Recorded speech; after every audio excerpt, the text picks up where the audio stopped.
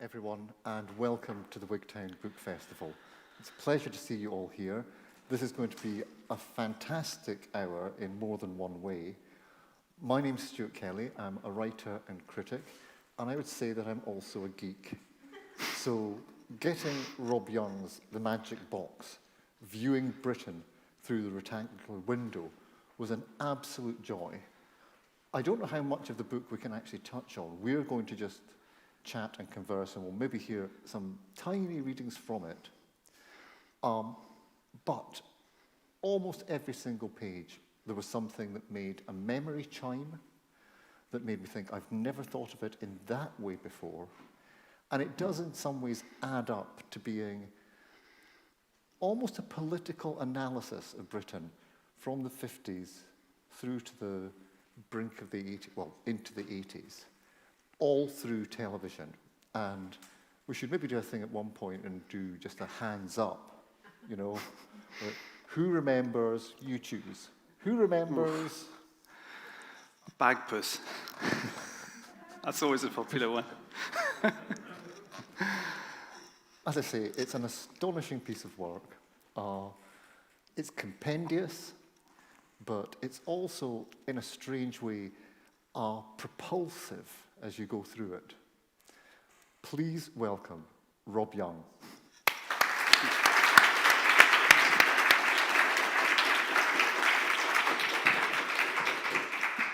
Rob, I was wondering if you could perhaps read a little bit from the very beginning of the book, because we'll go on to talk about it. There's also autobiography in this. Yeah, there's sort of, that was one of the first things I knew I wanted to do with this book, as well as being, I kind of wanted to do three things simultaneously with this book, which made it, quite a hard book to sort of keep control of in a way. It wanted to go in a lot of directions, but essentially I wanted it to be, a big survey of lots of film and television productions in Britain. I wanted it to be, to some extent, as you say, a sort of, I thought of it almost like a kind of psychoanalysis of Britain and the kind of, the sense of the nation through its film and television. But actually, I think, it's very nice what you say about the political dimension, because it became more and more, that opened up a lot more as I was writing. But I knew that I wanted to kind of, almost like, because there's a lot of books on film and television are quite academic, they're aimed at film studies courses, or there aren't that many that are kind of try and look at. There are a few books that are sort of like nostalgic books about the telly and so on, these kinds of things. And this one, I didn't want to use the word telly, because it makes it sound like a very sort of friendly, nice thing. And actually, a lot of what I'm writing about is the quite scary and depressing and problematic things that got shown on the television. So I avoided that.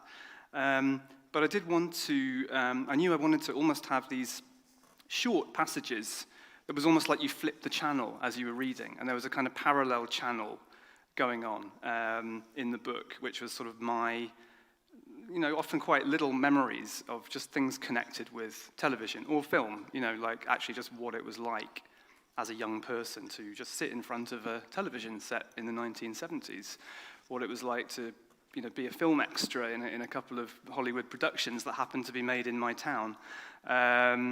These kinds of things where my life had somehow interacted with television or the world of film in some way, which I thought would personalize it a bit, and also to sort of, do something which not a lot of books on the subject do, which is to actually describe and sort of situate your viewing in a certain particular time frame, a certain historical time. So yeah, that was there was quite a lot fighting for position within this book. But yeah, maybe I should just read the opening page or two, like you say, just to sort of give a flavour.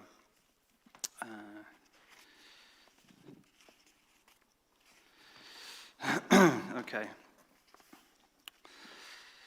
Long ago, in the corner of Eileen and Joe's living room, there stood a magic box. The magic box lived next to the fireplace, with its decorative brass poker and tongs, symmetrically guarded by a pair of porcelain spaniels. Whenever it was time to look into the magic box, my grandparents would grasp the grooved Bakelite handles, carefully fold back the walnut doors, and reveal the dull grey convex window set into its brown veneer casing. The box awoke when a circular knob was twisted clockwise. Rolling its ridged surface between thumb and forefinger, you felt a mechanical thunk as you switched on. The window remained blank for several seconds, while a faint whine silvered the air. Then, painfully slowly, ghosts of movement materialized in the window. Turning a special dial would decompose the picture into a hissing void, a blizzard of whirring white dots. When the box had warmed up, this snowstorm would resolve precariously into recognizable images as you rotated the dial. Knock it ever so slightly, and the image, Andy Pandy, a long-nosed Edward Heath, a bearded lecturer droning on about trigonometry, would distend and wobble in the middle like a trick mirror at a fun fair. The sound would be replaced with a vicious hiss, swallowing up your own sibilants, signaling the end of the familiar language and moving off again into alien interference. At home in my parents' living room, I crawl to the box and place my face up close against the screen, feeling an invisible layer of fine fluff prickling against my nose and lips, sensing cobwebs forming a lump in my throat. Refocusing my eyes on the curvature of the glass screen, I see into and beyond the pictures. They magnify, dissolve, explode into a parade of dots in red, blue, and green, the primary color trinity of the tube. A cowlick of static electricity tingles my eyebrows and lashes. My eyes feel like they want to cry, but the ducts are dry. So it goes on. Thank you.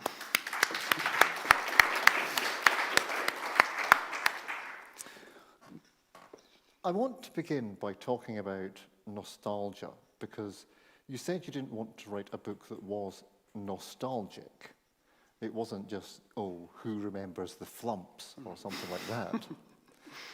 But because so many of the programs or films that you're talking about are inherently themselves nostalgic, why do you think British broadcasting had a kind of fixation with nostalgia in the period you're looking at, the 50s to the early 80s?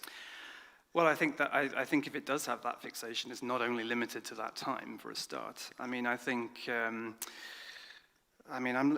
always don't like to generalize about the British because we are such an incredibly diverse nation. In the culture is so incredibly broad in so many ways. But I mean, I do think we are quite nostalgic as a nation.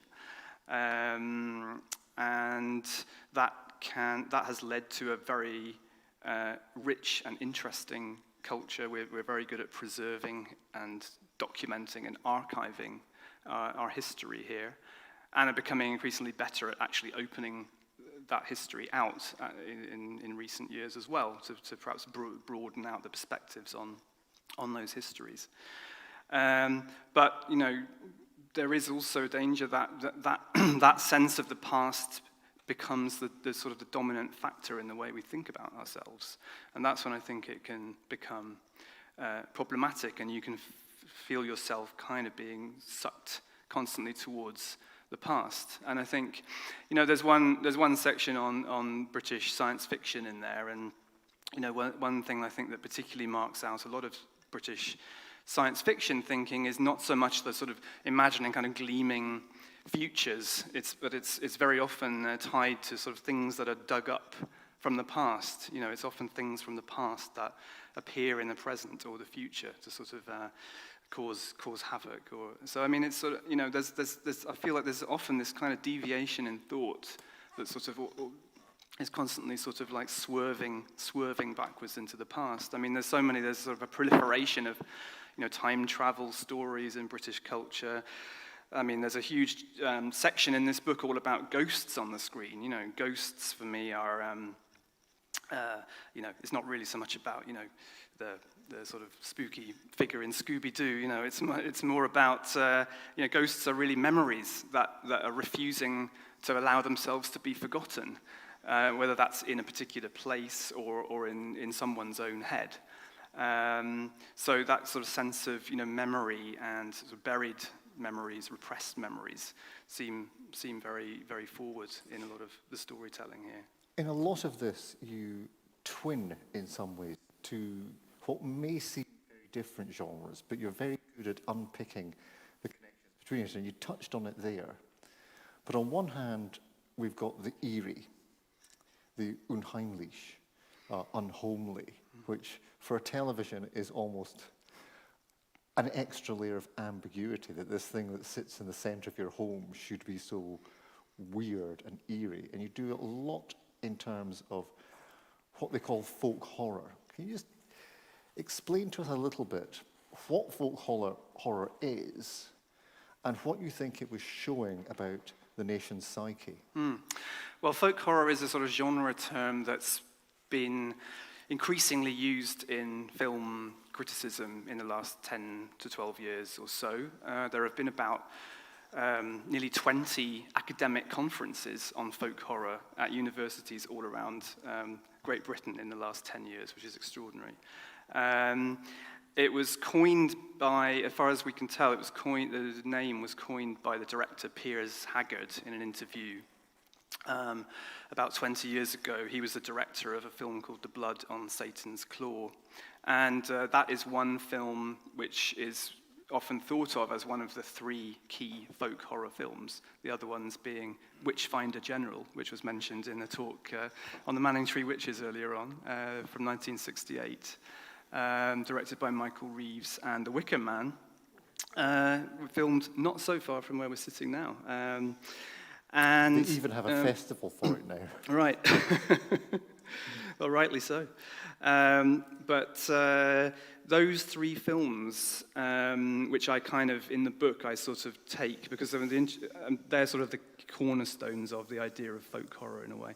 And for me, I mean, I don't like the term so much, because for me, I mean, it's in the way it's discussed, there's so much material that is often claimed to be folk horror. And for me, sometimes in those things, there's not very much horror, or where's the folk? It's sort of, it's a useful term to describe perhaps a kind of certain kind of films and programs that are maybe kind of happening in the countryside, that are set in kind of, like you say, kind of eerie or disturbing rural atmospheres that often seem to deal with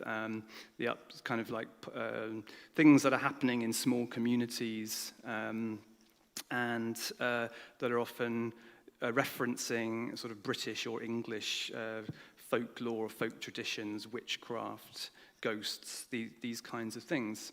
But for me, often the term is I find the word horror in that a bit too rich in a way, because the whole history of horror in film is a really big area in itself, and you also think of a lot more sort of strident kinds of filmmaking, Hammer and sort of American horror movies, and it often this kind of material that I'm talking about is quite subtle. It's not about sort of like heavy effects or buckets of blood. It's often more about unsettling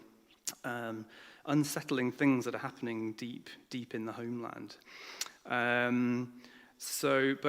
But it is what I did with the book is to acknowledge that the term exists, and I kind of took those three films, and when you actually get right down to it with those films, I don't know how many people are familiar with them all. But they're really different, all three. The messages they send are very, very different. Just like the Witchfinder General is much more a kind of anti-violence film. It's about the violence that can come into a community, and even the sort of the supposedly good protagonist of the film ends up committing a horrific act of violence in revenge. And it was also made the film was made right around the kind of high point of protest against the Vietnam War, and these kinds of, and it's sort of in the heart of a sort of countercultural pacifist movements, and it definitely has connections there. The Blood on Satan's Claw is about a kind of devilish skull that is dug up by a plowman in the 17th century, and seems to kind of start causing havoc in a rural community. People start growing fur on parts of their bodies. But what more significantly, there's a kind of teenage, not what they would call teenage in 17th century, but the young people of the village kind of form their own Satan-worshipping cult, which becomes a sacrificial cult, and they kind of decamp to a ruined chapel in the forest and start kind of trying to subvert the local community and try and seduce the vicar and these kinds of things. And the film is really about actually the suppression of that movement. And this is a film made in 1970, 71. There's a lot of sort of tabloid distrust of the hippie and countercultural and radical movements of the time, and so this group of young people who are kind of living. I mean, okay, they are sacrificing people. That's not great, but they have sort of chosen their own way, and they sort of reflect. I mean, it also just comes after the Manson murders, for example. I think the screenwriter was also influenced by the Mary Webb, who was a sort of child killer at the time. So there's a lot of sort of fear of the power, the sort of evil power of the young, at this time. And the film seems to reflect a sort of sense that these sorts of impulses should be stopped in their tracks. So the film ends with a sort of figure of authority, the local judge, coming in with his sort of holy sword and sort of chopping up, dispersing everyone and suppressing it. So it's really a kind of quite a conservative movie. The message is really, like the old no, do what your elders and betters are telling you. Don't go and get funny ideas about freedom, these kinds of things. And then finally, The Wicker Man, extraordinary movie. I'm sure quite a lot of you here are familiar with it.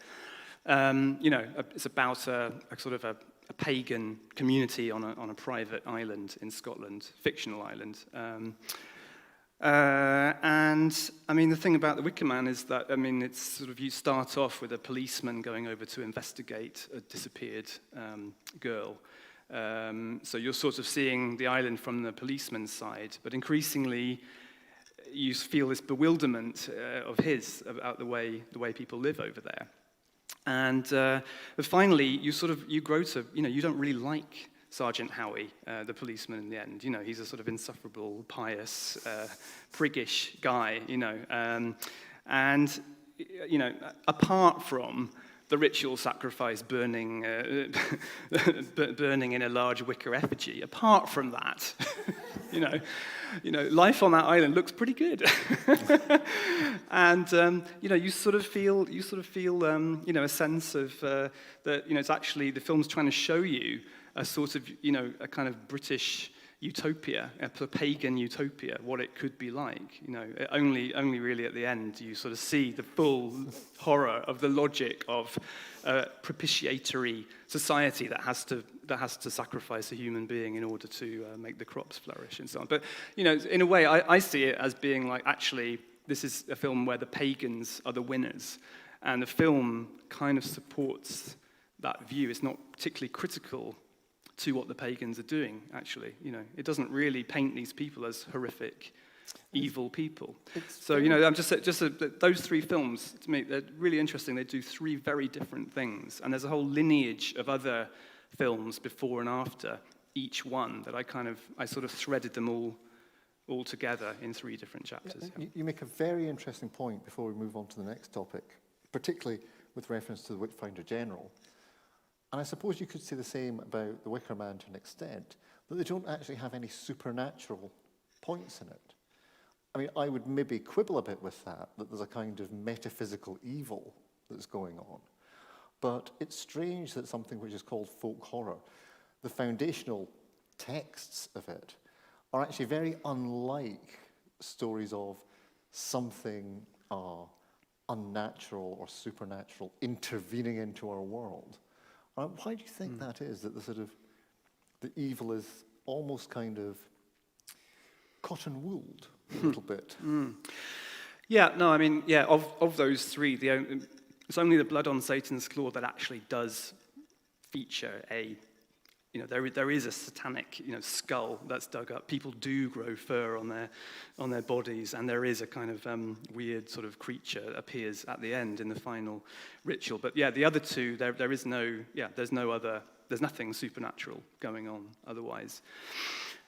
I mean, I don't know. There's lots. I mean, there's one very practical reason, and that is budgets. And I think what's really interesting, and also especially I was writing about the ghost productions, is that often the most effective and chilling things, when you really look at the way these things are produced, often the most effective ones are the ones where there's actually almost no special effects at all. Like there's no, in the 70s or 60s, there's no CGI, There's really just very often you can create an enormous amount of strangeness just by, a flicking sheet at the edge of a screen, or a reflection glimpsed in a mirror really briefly, or just a figure suddenly materializing behind somebody without warning. And these things are just achieved, physically in the take, with very little expense. So on one level, I think in a lot of film production, especially in Britain at that period, people are looking for economical ways to create a sense of horror. I and always fear. think of that scrumpled sheet in "Oh, Whistle, I'll Come to You, My Lad." Yeah. There's nothing more terrifying, and yet it's nothing. Yeah, that's a great example. The kind of twin to these texts that you've been talking about are the more ostensibly science fiction ones. And you've already touched on the idea that some of them have a kind of nostalgia built into them. I'm just wondering, it's before you get the white heat of technology speech. You begin the whole book with the Midwich Cuckoos, one of the eeriest things I've seen. And I wondered why you thought that this kind of particular fear you're identifying became associated with technology. I always think of Sapphire and Steel. We don't really know what their technology was, but they're constantly going to the past, to the day that the people died on Armistice Day, or to a mock-up of a Victorian dinner party. So why did technology seem to be an equally valid way of exploring the deepest fears of our society? Well, I guess technology. I mean, if we're thinking about the sort of classic from the 50s, which is the Quatermass series, written by the amazing Nigel Neal, who features a lot in the book, amazing screenwriter for television and film. I mean, he was someone who I totally equate with, the likes of George Orwell, J.G. Ballard, these kinds of people, Aldous Huxley, who were really interested in how society was changing after the war. Technology was one of those aspects, but not the only one. They were also very concerned with the possibilities of fascism. And there's a lot of, there's a whole chapter in there as well on kind of programs and films that imagine, what would have happened if either the Nazis had won and invaded Britain, or what would happen if an ultra-right government, took an authoritarian government took power. There's a surprising amount of series and films that take that route. But Nigel Neal sort of combined that kind of thinking with a real interest in the new science of space travel, for example, chemical research, the possibility of germ warfare. It's kind of a lot of the fears. Just because the Second World War finished didn't mean people thought they were free of the apocalypse. And obviously it ended with atomic explosions, and that was a fear as the Cold War developed. I think you get a kind of thinking which reflects those kinds of tensions. And the Quatermass, for example, Quatermass is a scientist, which is a sort of precursor of Doctor Who in a way, the kind of the sort of scientific wizard type figure, and he's dealing with threats, really, in all the four series that were made about Quatermass. He's dealing with threats to humanity that happen to land in Britain, either from outer space or, the Quatermass and the Pit, which is, I think, the best of the series in many ways. It's about discovering that there's a Martian, 5,000-year-old Martian spaceship that's discovered buried under a tube station in London, and is sort of being excavated, and they sort of somehow managed to tap into the sort of stored memory inside these dead Martians in the spacecraft, and kind of realize that this is a very warlike species that came down from Mars, and in some way that kind of that sort of atavistic violence has in some way penetrated into the human consciousness as well, and sort of explains why we're a warlike and devastating species in so many ways. But this is something that is, a message to us from a thing that crash landed and is now under the earth, for resting there for 5,000 years, up until the present day. That is such a perpetual trope. The buried alien and the manipulation of humanity through the alien. But you mentioned there nuclear war, and you talk very eloquently about all the things that tried to show what it would be like, just as much as you show these fears about fascism, although I've always thought the title of It Couldn't Happen Here is almost reassuring for people.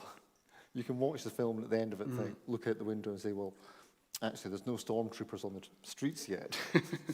It couldn't happen here. Talk a bit about how the possibility of a nuclear Armageddon translated into film and television. Yeah, well, I remember being, 12, 13 years old, and watching. There was a series called QED on the BBC, which was a sort of documentary series on all kinds of scientific and current affairs subjects. And they did, I think, at least a couple about what would happen in the event of a nuclear attack. And they literally sort of, at one point, they got, I think it was like a whole sort of side of pork, and just sort of flash heated it while filming it, just to show what is the effect of an enormously hot explosion on flesh, and of course it just instantly sears and bubbles and all this kind of stuff. And in the same program, you would see, the effect of sort of like broken glass, hitting a fruit, a watermelon, I think it is, and just completely sort of like shredding this fruit. And then, you saw like what they kind of reenacted. They got a family to do up their house in the way you were supposed to in the event of a nuclear attack, sort of putting taped crosses on the windows and, stocking up with baked beans and digging a trench in your garden. They were lucky to have a garden, but, putting planks over the top. And,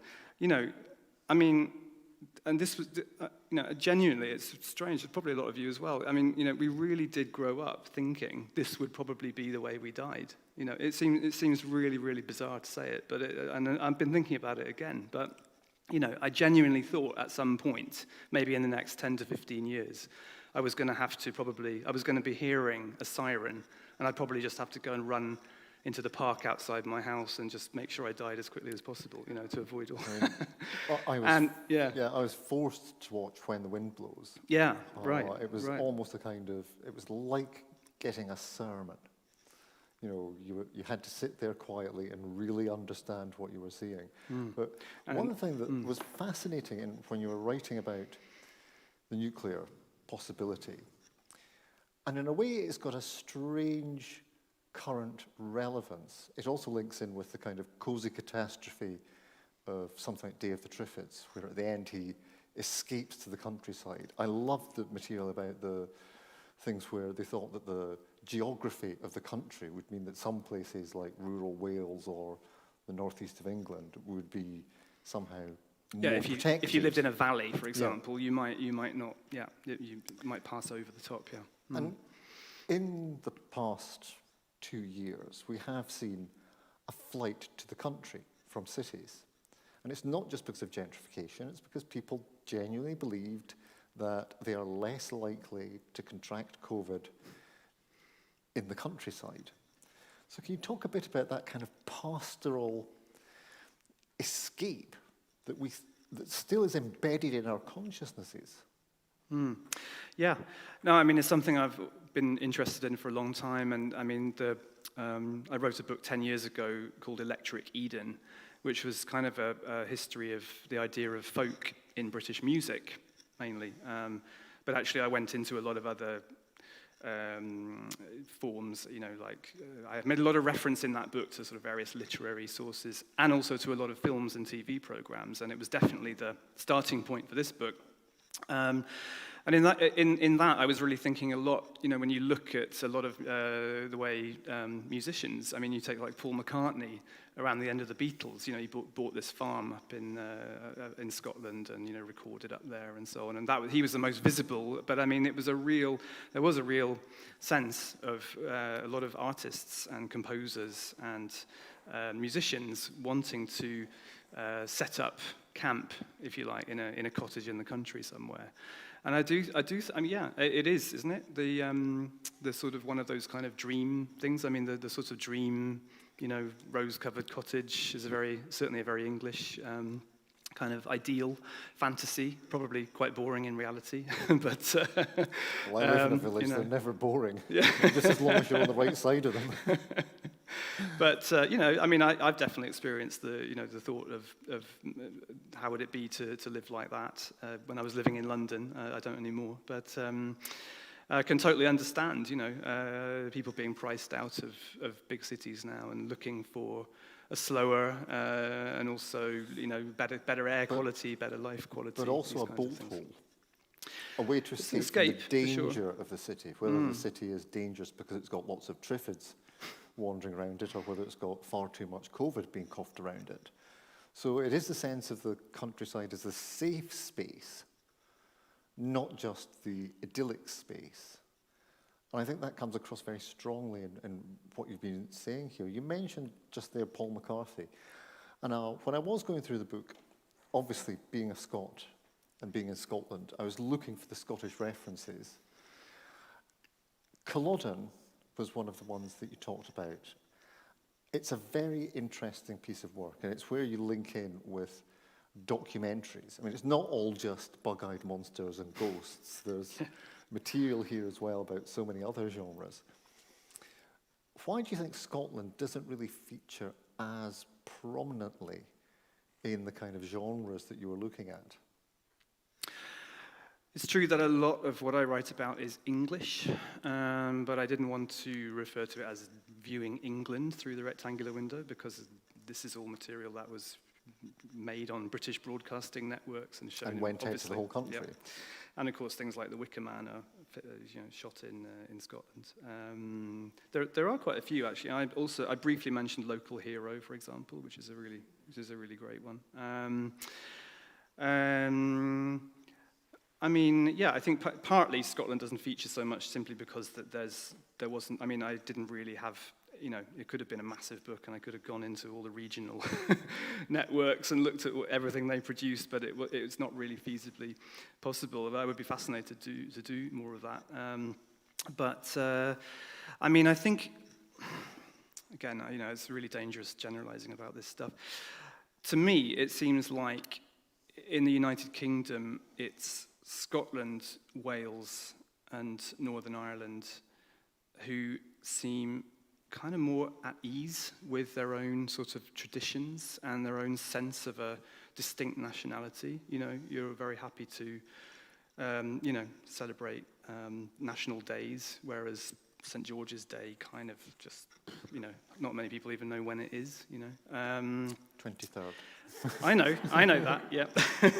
23rd of September, of course. I mean, we all know that. The English are relatively sort of embarrassed about their kind of folk history and tradition. And, there's Morris dancing, which doesn't, suit everyone.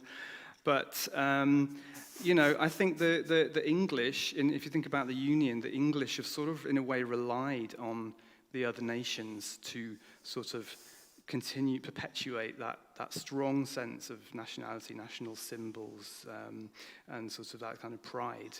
Whereas the English have sort of, become a bit cynical about it. We don't really want to talk about it. It's quite an uncomfortable subject. And that's something that I think is definitely going to have to change in the coming years and decades. And it could be a very healthy discussion to have. But I think it's sort of England where these things are really, are sort of unstable, and kind of a source of confusion for a lot of people, but therefore produce really interesting narratives. And it's where that things like, for example, the countryside can often be represented as, it's not only sort of the kind of Miss Marple, nice villages. I mean, okay, bad things happen, but the sort of or country file, but it's also places where strange and disturbing stuff can happen as well, I think the thing about England as well. It's the case with the whole of the UK, but there was a talk earlier which was mentioning about how many stories are linked to the landscape, and the English landscape is almost like there's very little wilderness. Everything is legible everywhere. There's either a battleground, a battle happened here, or a lot of it's privately owned as well. So a lot of the landscape in England, you don't even really get to see because there's a wall around it, and it's a mystery. And therefore, whenever there's a sense of mystery around the landscape, it opens up a huge space for the imagination and strange imaginings of what might be occurring in those country houses or in those forests.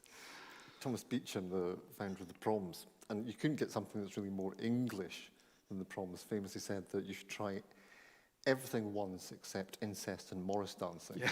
Yeah.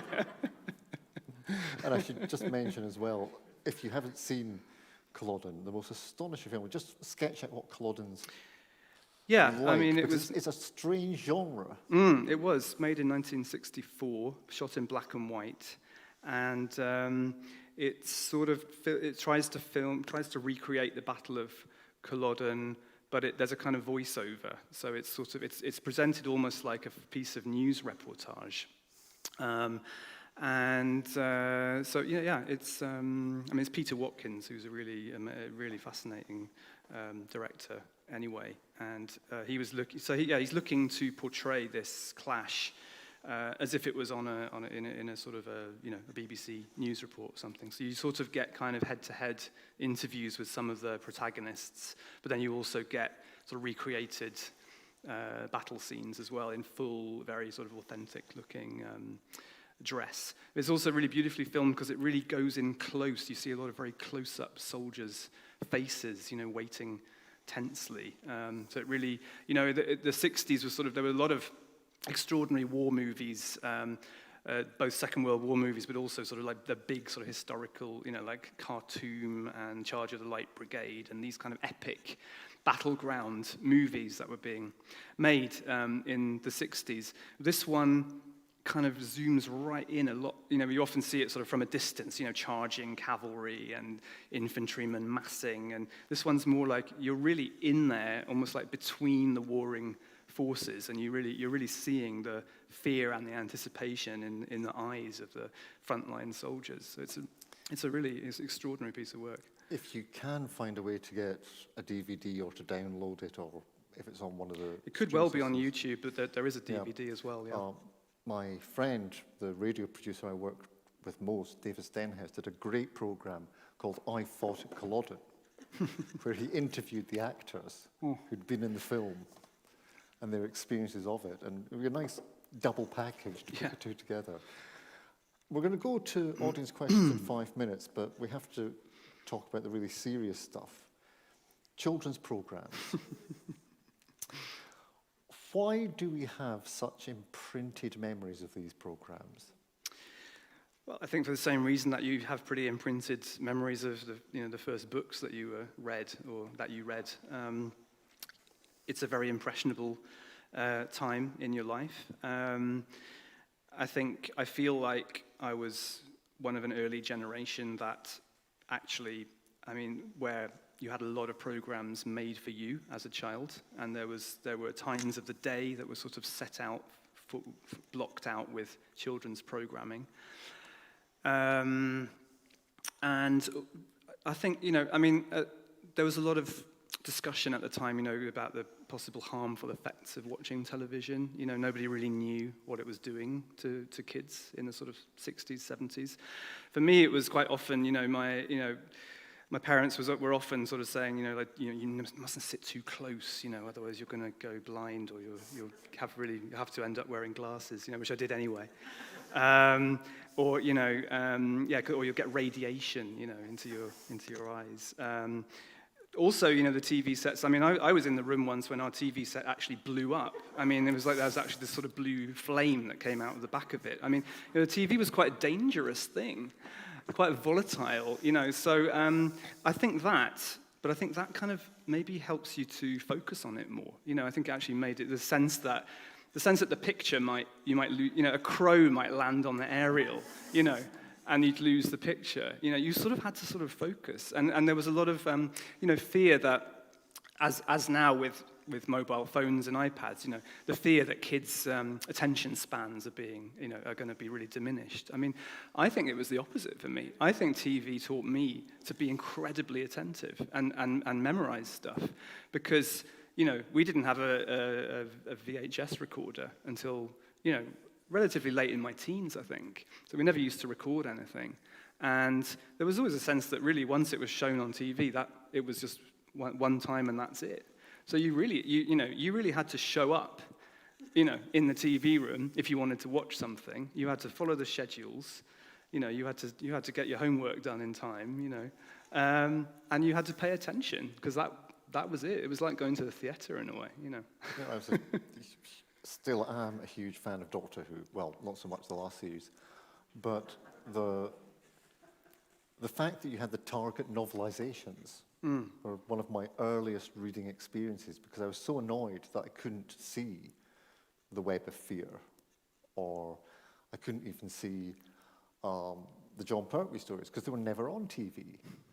And even now, they're not put on that frequently. It's strange. The number of times I sort of sit there and think, we've got all these channels and nothing to watch. Yeah. Unless it's Heads Under the Hammer, the program that I want to make. Yeah. But it's passing strange. My younger nephews and niece thought I was lying when I said we only had 3 channels. And that gap has really changed everything. And even them, they don't have Sky.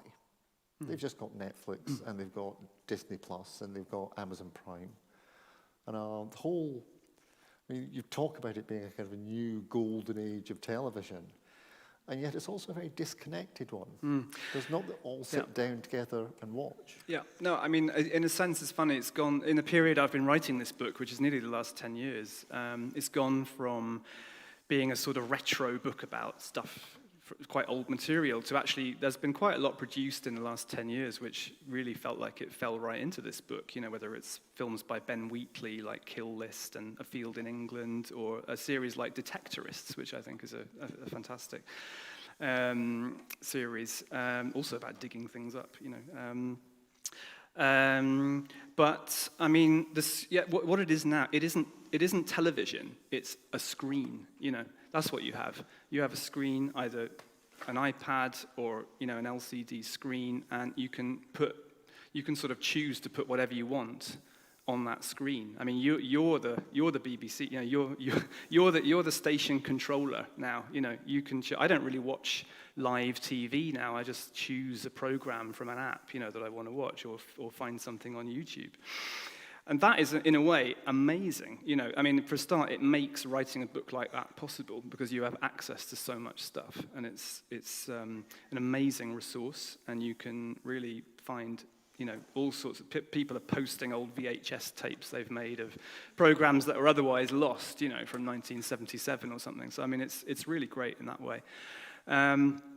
But, it does come with, there is that thing that you don't feel you have to sort of memorize. It's there somewhere.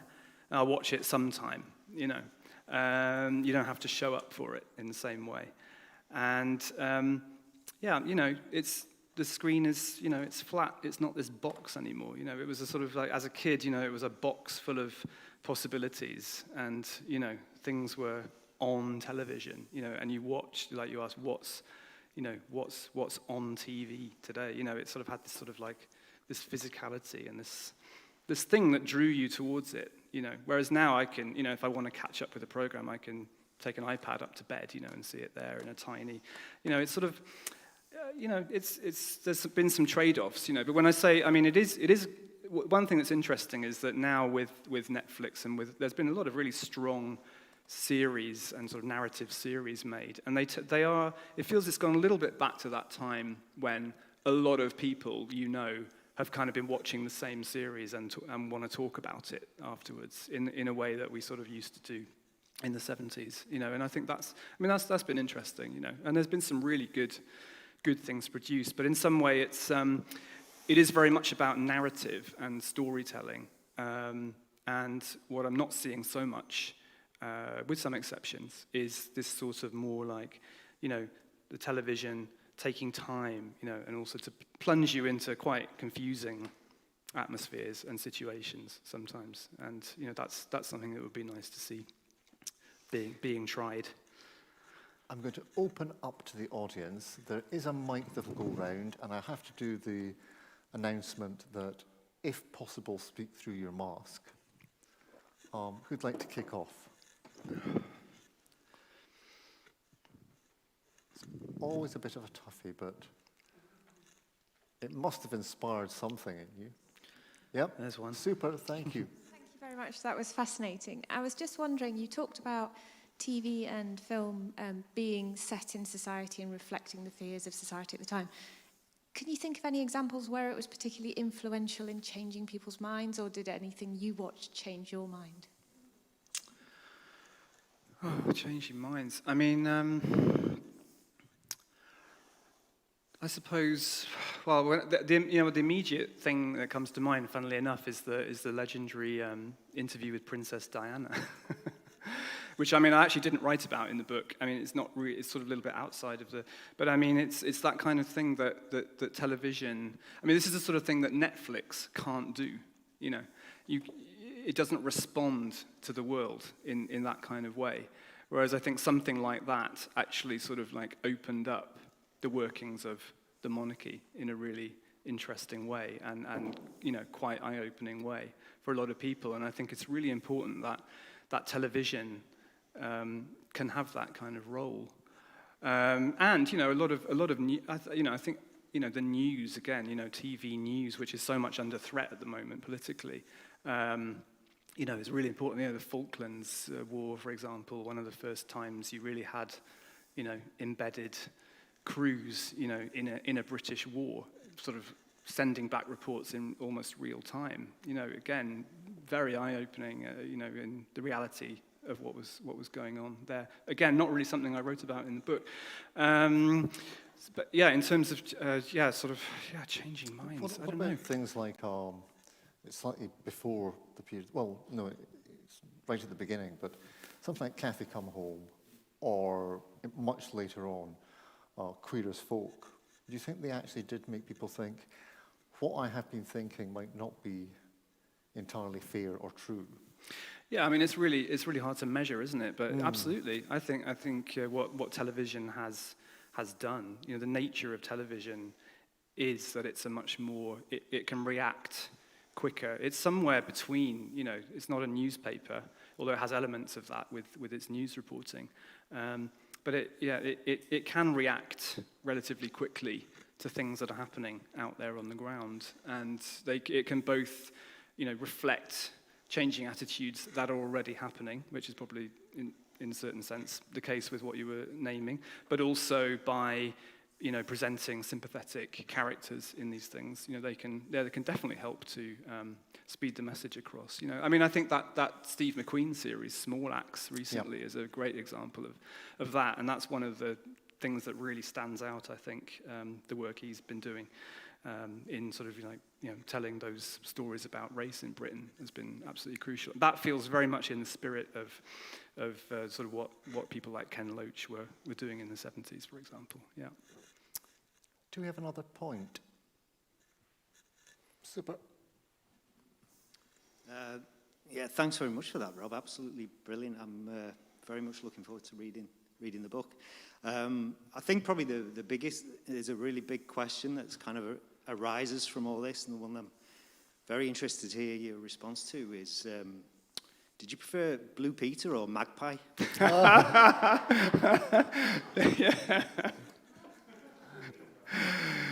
Yeah, that is, yeah. It's almost like, what kind of person are you? Yeah.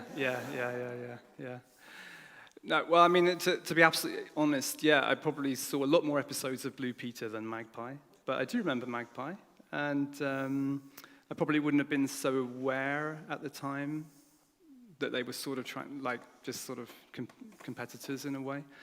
I don't remember so much about the format of Magpie, whereas, Blue Peter is just sort of so, the studio and the sticky back plastic and everything is so something very memorable about it all. I don't really know why that is. The BBC and ITV thing is a really interesting question that I probably could have gone into more in the book, but it does speak also to that really interesting psychological thing that when you were watching television, that you could almost feel like you were in one place when you were on one channel, and moving to another channel, you were sort of in another place.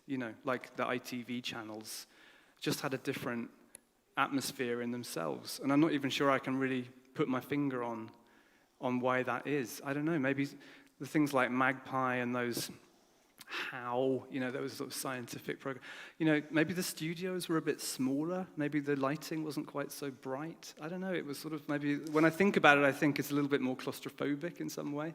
Whereas the BBC had these big, bright, white studios, and it's a really, that whole question of television atmosphere is a really fascinating one. But there is a class element to it as well. I know people genuinely who can remember it being said, "Oh, we're not an ITV household." Yeah. It was a bit like saying you took the Daily Express. Yeah. That was never explicitly said in my house, and we certainly watched plenty of stuff that was also on ITV for sure. I don't remember any particular kind of snobbery about it, but to be absolutely honest, there was probably just more stuff that I generally enjoyed on the BBC. But on the other hand, I think in a way, the first sort of historical drama I was obsessed with was Brideshead Revisited, and that was on Granada. And I think The Jewel in the Crown was on ITV as well. So there was certainly plenty of really, really interesting stuff being made. Also, Tales of the Unexpected, I think, was on ITV as well. Yeah, I don't know, yeah. I'd go Blue Peter if you held a gun to my head. We can sneak in one final question. Thank you. If you just wait for the. I'm not sure if this is really relevant at the moment, but okay. For instance, the BBC is under a lot of sort of political attack. What is your take on that? That it's being involved in politics? Well, it's not the first time it's happened. I remember even back in the kind of Thatcher government era, there was a lot of hostility being directed against the BBC. I don't know, I think it's just a part of an ongoing conservative culture war that I feel that has been happening, every time there's been one of those governments in power. I just think it's really seems to be stepped up right now, and there's a decision coming in a few years. I think it's 2027 on the granting of the broadcasting rights again. It's it's alarming, but it does seem to be part of this broader I don't know, insecurity on the part of this government against truth being told or things being investigated. And what I think is really sad about it is that most of that paranoia is normally directed really against the news part of the organization. It's the sort of fear of, it's being criticized. You can see it the way, Brexit is hardly mentioned in connection with all the shortages that are happening right now. But of course, the news is only one small part of the BBC, I mean, and the strange thing is that at the same time as ministers are saying they want to see stuff, that is typically British, being made, whatever the hell that means. It's sort of like if you chop down the BBC, I mean, there is, I would say, people from outside Britain, if you ask them what they think of when they think about what is British culture, a lot of the answers are going to be things that they've seen that have been created on British television networks, I mean, it is an enormous part of the way Britain has presented itself to the world culturally. And it just seems absolutely nuts to be kind of, like putting the BBC and Channel 4, under so much political pressure. Because if you just go to a more American model of just commercial channels or streaming, a lot of the stuff we've been talking about is going to be gone, And also, just think about the archives of these things as well. What's going to happen to those if you defund the BBC? Who's going to? It's already difficult to manage, the archives. It's really hard to get access. Things have been taped over the years. What's going to happen to this amazing treasure trove of stuff that our license fees have paid for, since the 50s. So I mean, there just seems to be, an incredible short-sightedness in that attack, and sort of, typically very self-defeating in the sense of that you've got a government that is sort of, desperately wants to display the Union Jack at every available turn and big up Britain, but at the same time doesn't seem to understand how much the culture of Britain is so important in projecting ourselves to the world. So that's kind of where I stand on that. If you ever get bored with the BBC Breakfast News, I would recommend tuning in at about 7:30 to see which government minister they have up that day. And you can play bingo with it.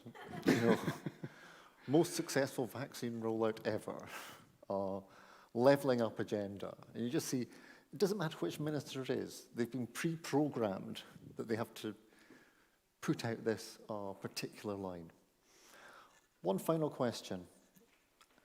You end the book with Wurzel Gummidge, and in particular, would you call it a remake or a reimagining of it? Recently? I think they call it a reboot in the industry. Yeah, which is sort of quite, a re-Wellington boot, maybe, a re-gun boot, yeah. It came in for a lot of criticism as being too politically correct. Now, is that just people stoking a culture war, or were they just not that interested in Wurzel Gummidge? It's a good question. I mean, because I don't live in Britain anymore, so I watched those, but I didn't really pick up on the way it was received. So I kind of watched them very sort of like, in a kind of clean space in a way. And I was really charmed, actually. I really thought Mackenzie Crook did a great job. So I would sort of like to, I mean, I can understand why the sort of anti-woke brigade could very easily pick up on a lot of aspects of that. Yeah. Too green politics, too much about the female characters, Well, I mean, these are race, criticisms I just don't really understand. I don't see those as criticisms. I see got those a as positive scarecrow with a things. turnip for a head, Yeah, and I think the message for there's children going to be watching that, and these are really important messages for that generation. And I think again, I think that's and these are the kinds of things we were left with watching the Wimbles picking up trash on Wimbledon Common in the early 70s. I mean, I don't remember anyone complaining about that particularly. So, I don't really recognise. I think those criticisms are totally invalid. As a Scot, I had a real problem with the Wombles because I didn't know there was a place called Wimbledon Common. So I mentally put a comma in. I thought it was underground, overground, wombling free. The Wombles of Wimbledon, Common are we? Rob, it's been a fantastic hour. Thank you all so much for coming, and please join with me in thanking Rob.